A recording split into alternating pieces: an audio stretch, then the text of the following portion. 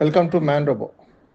సోమవారం జిల్లా సమీకృత కలెక్టర్ కార్యాలయంలోని మెయిన్ కాన్ఫరెన్స్ హాల్లో special deputy collector Suhasini, Janagama RDO గోపిరామ్తో కలిసి జిల్లా అదనపు కలెక్టర్ పింకేష్ కుమార్ ప్రజావాణి కార్యక్రమం నిర్వహించారు.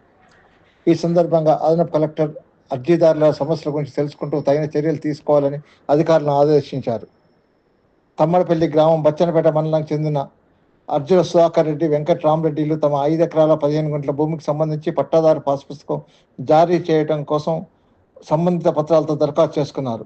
పెద్దరామచెల్ల గ్రామం జనగామ మండలానికి చెందిన మమత తమది నిరుపేద కుటుంబం అని, సొంత ఇల్లు లేదని, అద్దెకు ఉంటూ కూలి పని చేసుకుంటున్నామని, గతంలో ప్రజాపాలనలో అభ్యర్థన పెట్టుకోవడం జరిగిందని, 300 గదాల ఖాళీ స్థలం ఉందని, ఈ మేరకు ఇందిరమ్మ ఇల్లు, రేషన్ కార్డు మంజూరు చేయగలరని దరఖాస్తు చేశారు.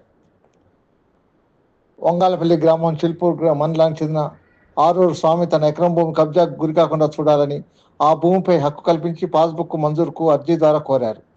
చౌడారం గ్రామం జనగామ మండలానికి చెందిన ముక్క ప్రభాకర్ సర్వే నెంబర్ 128లో గల తమ భూమిని ప్రభుత్వం స్వాధీనం చేసుకోకుండా తగిన చర్యలు తీసుకోవాలని కోరుతూ వినతి పత్రం అందజేశారు.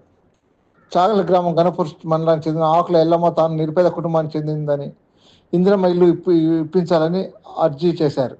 ఇలా తదితర సమస్యలపై నేడు 61 దరఖాస్తులు వచ్చాయని అదనపు కలెక్టర్ తెలిపారు. అలాగే ప్రజల నుంచి స్వీకరించిన ఫిర్యాదుల పరిష్కారానికి అన్ని మండలాల సంబంధిత తహసీల్దారులతో వీడియో కాన్ఫరెన్స్ ద్వారా సమీక్షించి సూచనలు చేశారు. ఈ సందర్భంగా వచ్చిన దరఖాస్తులను పరిశీలించి సత్వరమే పరిష్కరించాలని ఆదేశించారు. అదేవిధంగా పెండింగ్ దరఖాస్తుల పరిష్కారం వేగం పెంచి త్వరితగతిన పూర్తి చేయాలని సూచించారు. ఈ ప్రజావాణి అనంతరం జిల్లా కలెక్టర్లతో సమీక్ష సమావేశాన్ని నిర్వహించారు. ఈ నేపథ్యంలో అదనపు కలెక్టర్ మాట్లాడుతూ అధికారులందరూ మండల ప్రత్యేక అధికారులుగా ఉన్నారని, ఈ మేరకు అంకిత భావంతో పనిచేయాలని సూచించారు.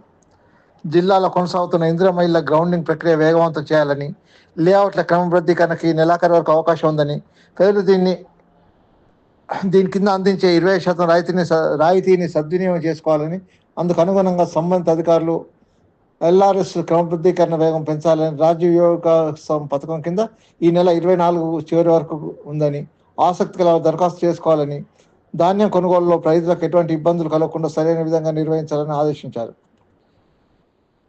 ఈ ప్రజావాణి కార్యక్రమంలో డిఆర్డీఓ వసంత, మున్సిపల్ కమిషనర్ వెంకటేశ్వర్లు, డిపిఓ స్వరూప, డిఏఓ రామారావు నాయక్, వివిధ శాఖల అధికారులు తదితరులు పాల్గొన్నారు.